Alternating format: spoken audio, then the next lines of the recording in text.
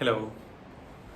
Today I want to talk about a concept that I think that should be, um, should must be teach or taught in schools and high schools. I'm talking, which is a really powerful idea, and I think that a lot of people don't even know about it.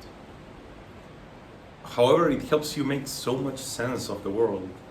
Well, anyway, the idea is this concept of emergent properties. So by definition, I actually don't know like the exact definition, but emergent property is something that is not present when you have a singular thing, but it's present when you have multiple things. For example, cells, like one single cell, it's not going to experience pain. However, you and me, which are just a bunch of cells, right, together, we do feel pain, we do feel emotions, for example. So in that sense, because a cell cannot experience pain or emotions, emotions and pain, they are emergent properties. Same thing happens with consciousness, right? Cells definitely don't have consciousness, but we do have. So once again, that's an emergent property. Just to give more examples, it also happens with physics. An atom, one atom, has absolutely no temperature. However, a bunch of atoms do have temperature. A bird that flies through the sky does not make a pattern.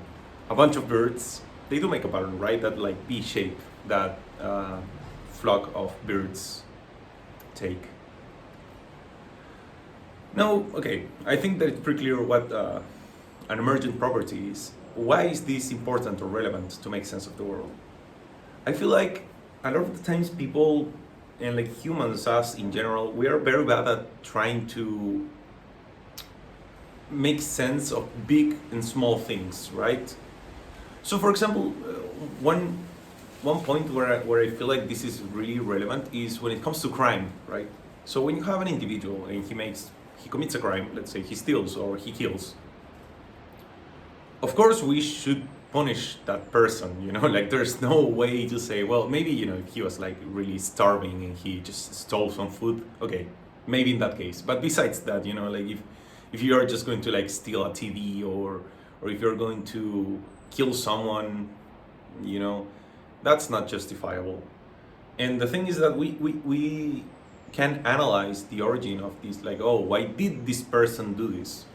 And usually we as individuals, because it's the thing that we humans do, we see people as individuals, we are quickly to say like, oh, he has like steal before or he committed murder before, therefore it's like a problem of him.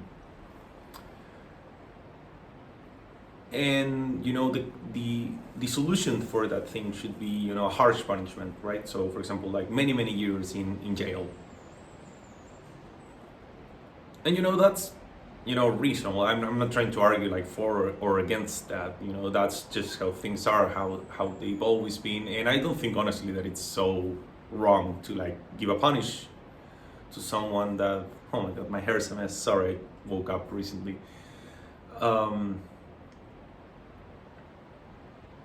What I was saying is that I think it's reasonable to give a punishment to an individual that commits a crime. However, then we try to like see things on a society level. It's like, oh, crime has risen. How do we make sense of this, or how do we solve it? Because usually people want to just solve more than make sense of it. And what happens at that point is that people are like, okay, if a harsh punishment is going to deter one person from doing that crime, then we should do harsher punishments in general to deter the society as a whole like that. And the thing is that it's proven that it doesn't work that way, And I'm not saying that it's, once again, like morally wrong, good, bad, whatever. I'm just saying that usually, like if you increase, a couple of years on the penalty that you're going to have to like pay if you do something, it usually doesn't deter people that much. Maybe, okay, if you change it from like, okay, 5 years to like 50, okay, sure, maybe. Or like from 50 to like death penalty, maybe, I don't know, I don't have the data, and that's the thing. This is not a conversation or a video about like the data, what the data shows. Well, maybe a little bit, you know. But the thing is that we all should understand that things on a big scale work different than from small scale.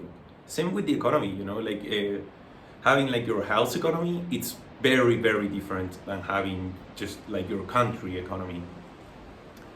And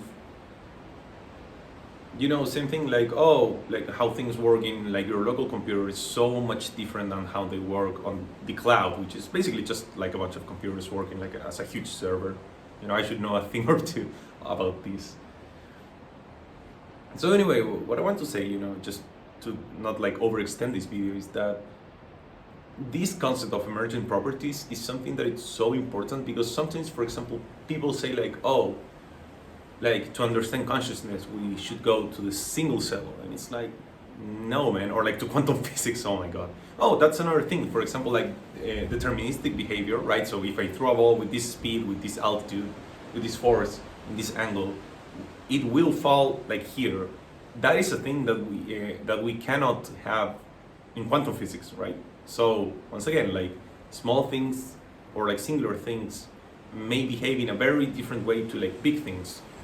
Also, you know, if I have my two hands, they're not going to, I mean, of course, they do gravitationally attract each other, but it's negligible. That doesn't happen with planets. So once again, like another proof that we have to use different mind structures and mind frames to analyze things under correct categories. And I feel like especially when it comes to like humans and like society and groups, we tend to forget that, you know. Societies don't work as groups, they don't work as individuals, and the other way around. And that is something that we should all keep in mind, you know, like a lot. Because it's easier to just say like, oh, because it works like this, like in this case, we're going to extrapolate and make it apply to everything else. And no, reality is that it doesn't work that way, it shouldn't. So yeah, I just wanted to finish the video like that, you know, like understanding that this concept of emergent properties, it's a really powerful one. If you want to understand the traffic jam, you don't go look into the car's motor. Yeah. Anyway, goodbye.